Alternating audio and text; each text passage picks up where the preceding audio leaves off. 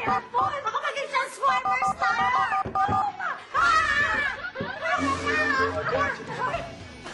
Oh my God!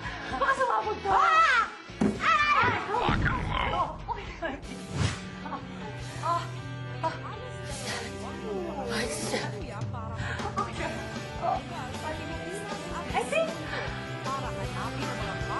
I think yan yung nagsimula yung Philippine class. You remember? Oo nga, yung una nating na-meet yung mga teen housemates, yung mga team apartment at saka yung mga nasa villa.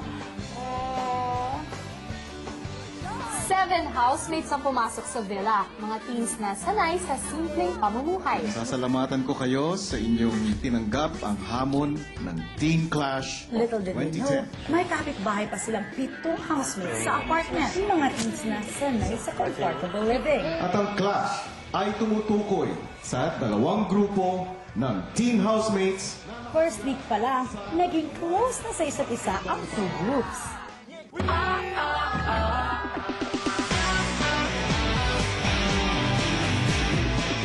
Pero parang after a while, naging mahigpit din yung competition ng dalawang groups. Mahigpit talaga, Bianca. Kasi nag-clash sila. Nagbababay pa gusto mo, ha? Pero Bianca, kinailangan magpaalam ng mga housemates sa mga kasama.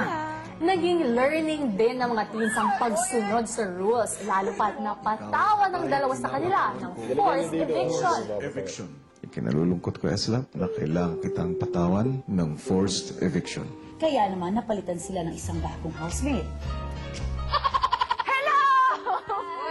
Ready ka na?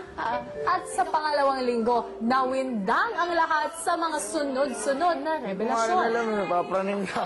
Tira na ang 2 grupo ng housemates sa loob ng isang At ang dating magkalabang grupo, nagsimula naman ang bagong samahan at pagkakaibigan.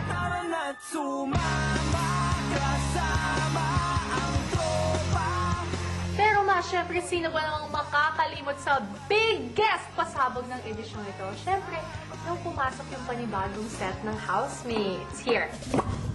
Ayun, galing mo mag-sound effects. At ayun oo nga naman syempre, yung mga international housemates, kahit ng mga foreigners sila, sa Pilipinas sila nakatira. From all over. Meron second batch. Oo.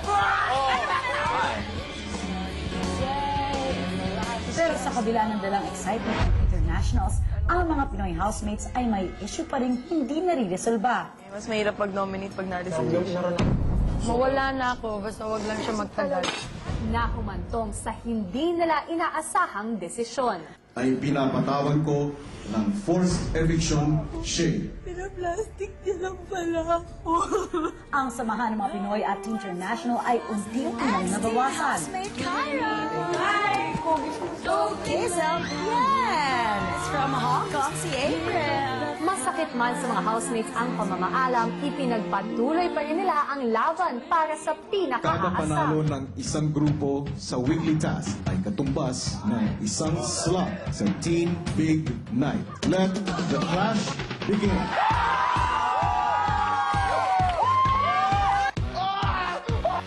Matindi talaga yung naging mga physical na clash ng mga housemates. Pero syempre, do you remember, may pinagdaanan din sila na talagang sinubok yung mga damdamin nila.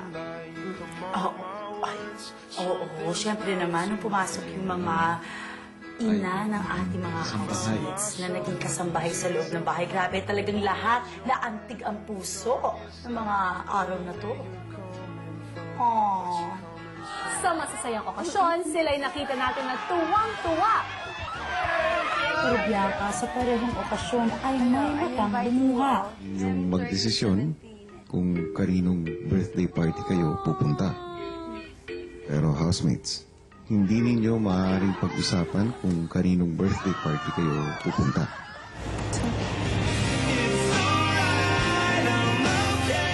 Nangyari ang lahat ng yan, Bianca, nang ang magkalaban ay nagsama sa isang tahanan. Here na! Nasa pagsasara ng yugtong ito ay nag-iwan sa mga International ng matamis na ngiti. Kayo ay mayroon ng 3 slots sa Teen Pero Big Night. sino nga bang makakalimot sa controversial rap na naging sanhi ng di pagkakaintindihan? We feel like we got cheated.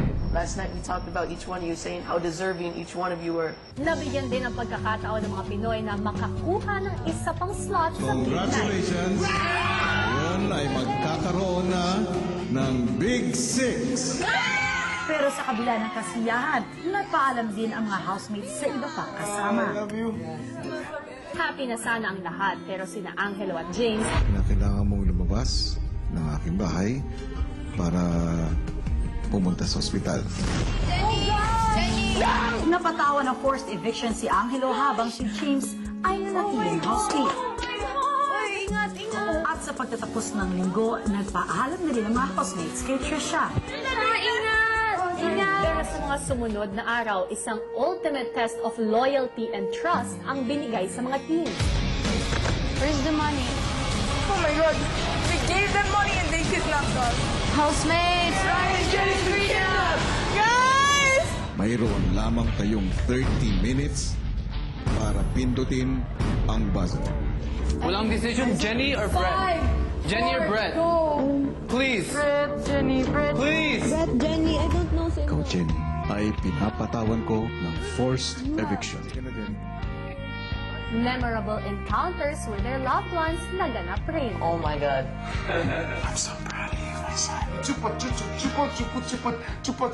At unti-unti pang pinatunayan ng mga natitirang housemates na sila ang dapat manatili. Pero sa huli, si Anne ang huling napalabas ng bahay ni Kuya. At nakilala na din natin ang Big Six.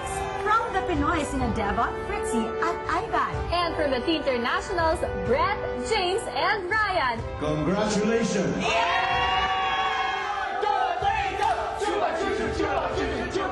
Anim na iba't ibang kabataan. Lahat handang patunayan na sila ang karapat-dapat maging big winner. Wow, big winner! Pero wait, Bianca. Asan na ba yung Big Six? Eto! Hi, Uber! Hi!